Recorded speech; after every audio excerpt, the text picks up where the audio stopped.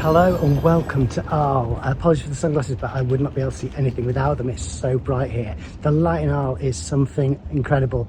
It's no wonder that artists have come here all through the ages. But I am here for the Rencontres d'Arles festival, and I'm going to share with you some of my finds from that. So I'll cut to that now, and then maybe afterwards I will show you some of the pictures that I took while I was here, because I brought my XA2 and my digital as well. So I will be back with you with that very shortly.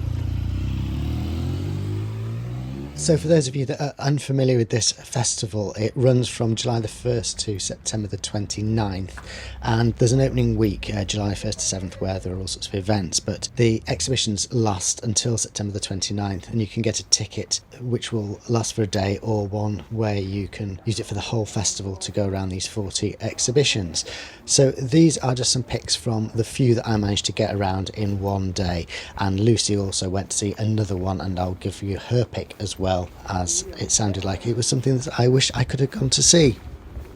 My first pick is from a show called Quelle joie de vous voir, which I think is How Lovely to See You. Now, I'm not going to show any of the work from any of these exhibitions here, but I'll put the names of the artists on screen so that you can search for them online and see the work for yourselves. So my first pick was from someone called Nomura Sakiko. There were two photographs, both black and white. There was a guy smoking a cigarette, and there was another of a guy reflected in a mirror, and it was just simple photography but really well done, and I really liked it. My second pick is one called Wagon Bar, which was all about the history of railway catering, and I'm not picking out an individual artist here because it's mainly photography from the archives of the main companies that were involved in this train dining, but there's some fantastic stuff, and if it travels or you can see it online, I would definitely recommend it. Really interesting collection of archive photographs and video, and they reconstructed a dining carriage, and there are all sorts of little models and things as well.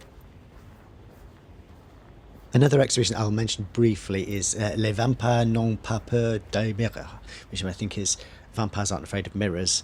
And there was some interesting stuff in this. The most interesting thing is the venue, and there were some quite interesting ways that the work was hung. But the thing that I actually liked most in there was not a photo. It was a work by someone called Karen Lamasson. They weren't actually photos, but they were really cool images, so you could find this. I think it was called Banyos was the work, but I'm not completely sure. I didn't make a note of this one.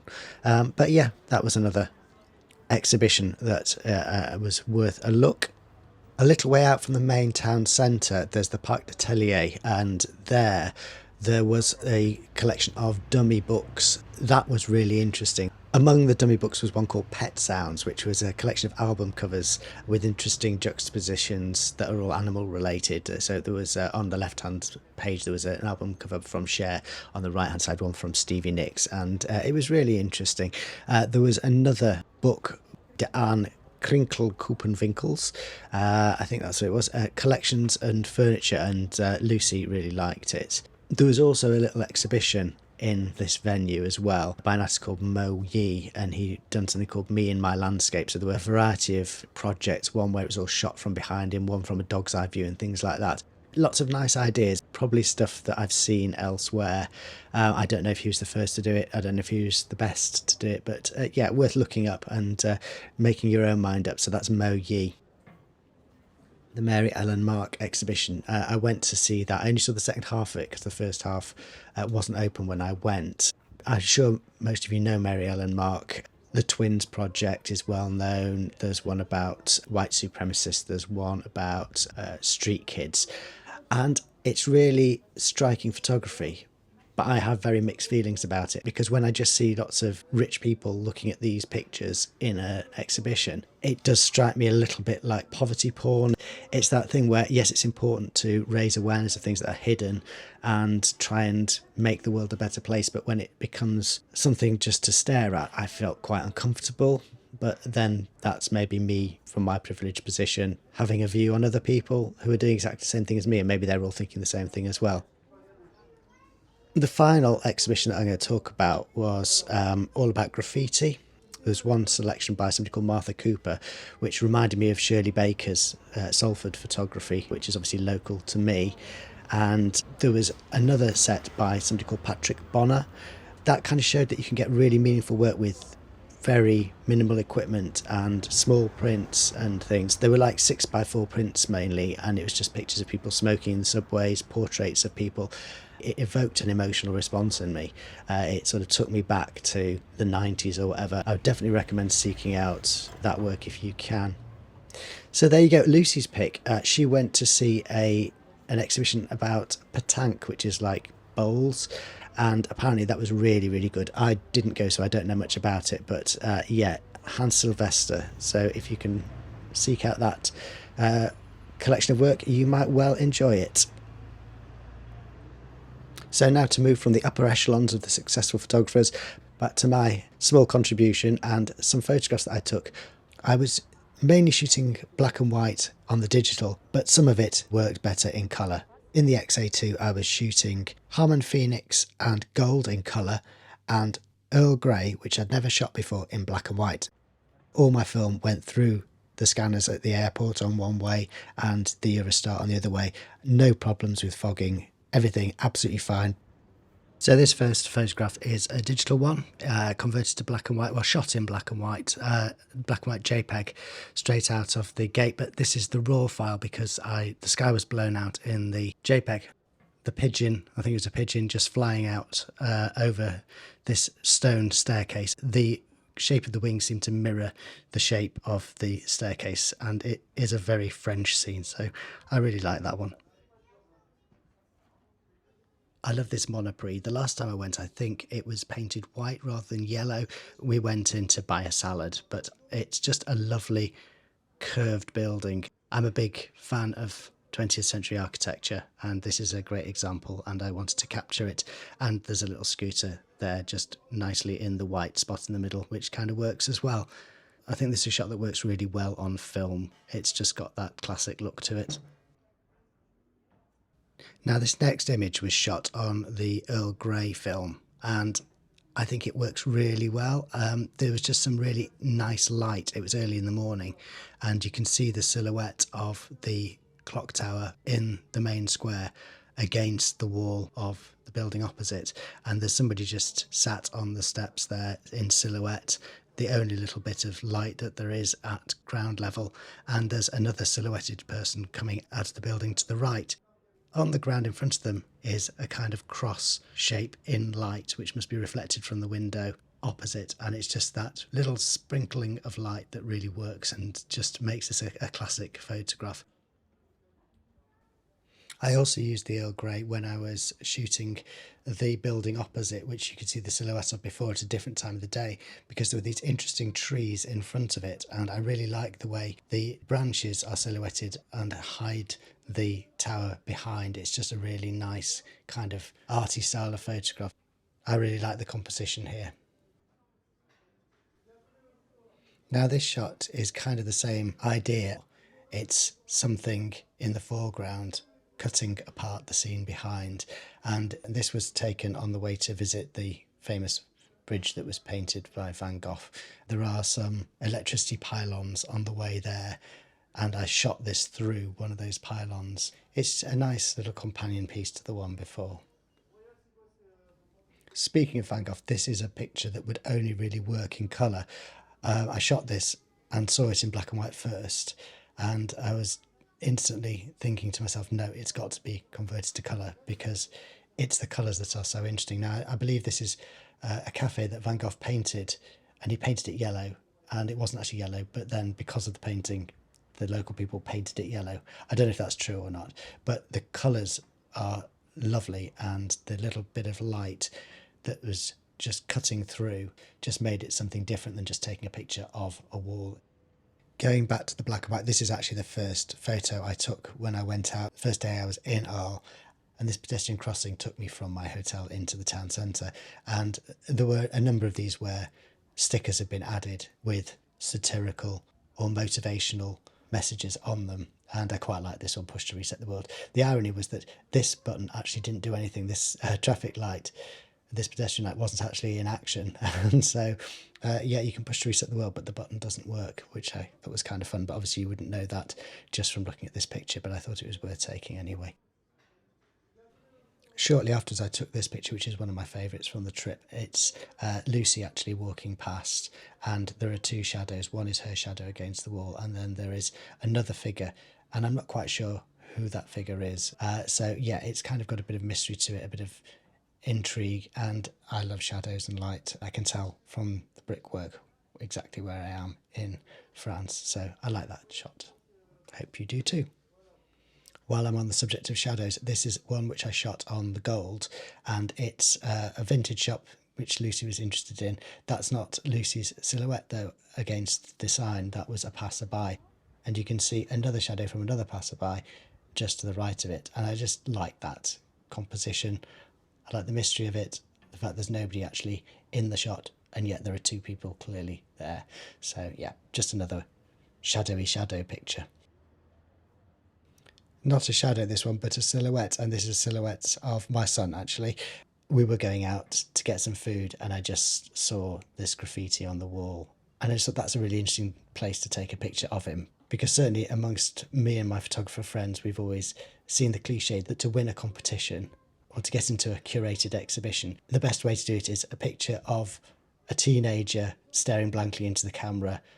That seems to appeal to the judges. But I took that picture of my son and then deliberately made it in silhouette so that you couldn't actually see that, even though that is what you would get if you could see it. And yeah, in the background, there is this graffiti, which I imagine is from one of the artists and isn't actually graffiti, it's art, saying a photo that ensures magnum representation, a photo that gets you on the shortlist.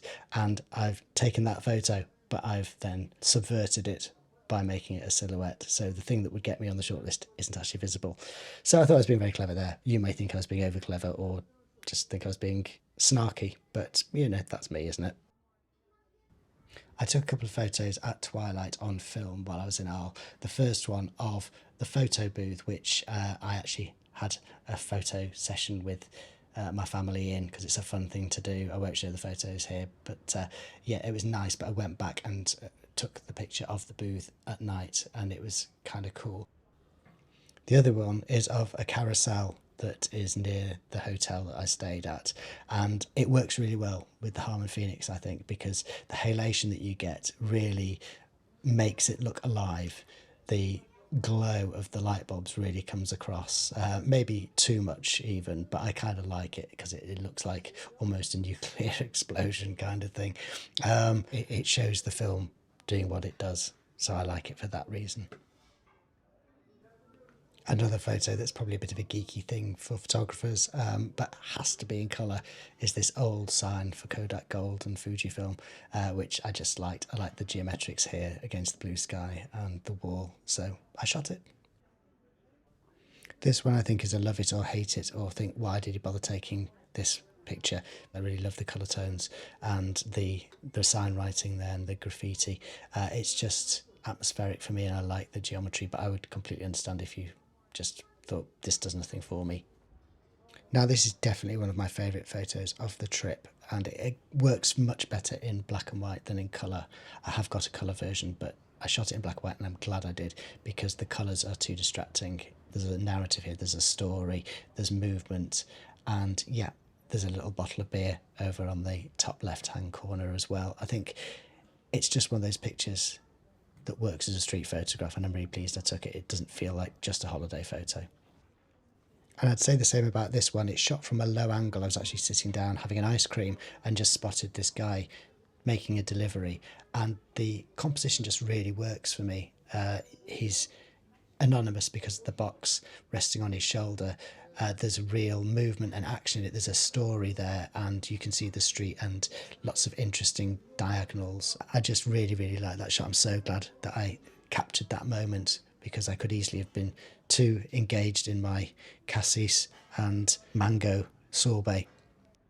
Now this picture was actually just shot on my phone as I was passing the Monoprix on the way back to the station, and I just saw all these boxes of keys, which I imagine are for people who are letting their properties to holiday makers and people collect their keys from there because it's convenient. It's right near the station and it's by the main supermarket, so it's easy to spot.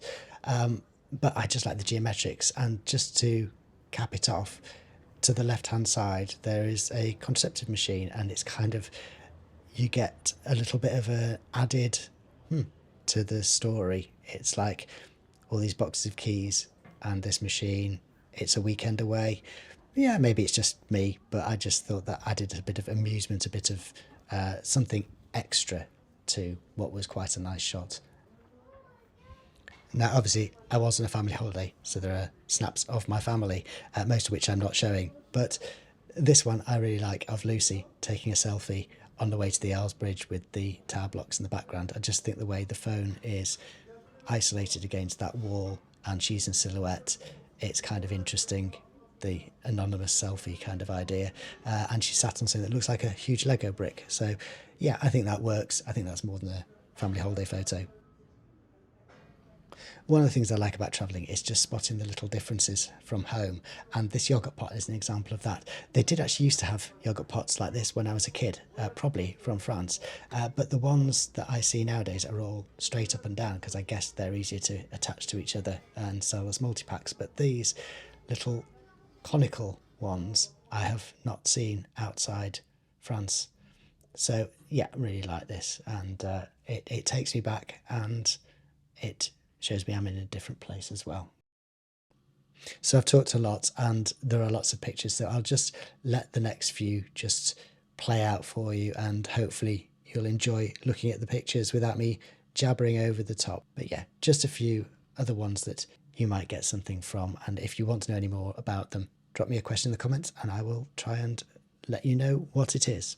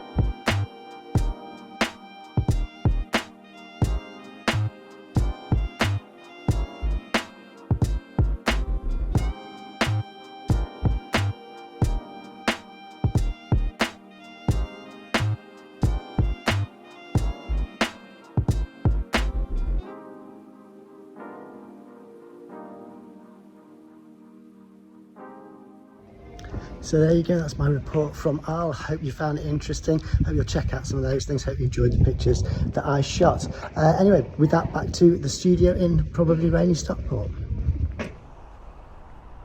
So here we are back in Stockport. It's not actually raining, surprise, surprise, but I'm sure it will be later. It's pretty chilly compared with Arles, but it's really good to be back, and I'm looking forward to bringing you some new stuff, a bit more put together. The Arles thing, I hope you enjoyed it, but it was more of a family holiday than an excuse to make a video, so it was a little bit snips of video which I just happened to shoot rather than something I professionally put together, haha. The next one I'm going to do is either going to be shooting cinefilm, 8mm cinefilm, because I've found some, and I'm going to put that through Kodak Brownie hopefully and see what I get. I'm also planning to do a night shoot in Manchester, a street photography shoot, a bit like the Photography 101 video that I did a few weeks ago, using old style techniques, you know, all the amateur photographer techniques, but at night this time. Don't know which is going to be the one first. It kind of depends on when there's a clear night, when the film arrives, etc. But please do look out for it. Subscribe, like, share, all that sort of business, and I look forward to seeing you again very, very soon. Until we meet again, take care of yourselves, have fun whatever you're shooting. Bye for now.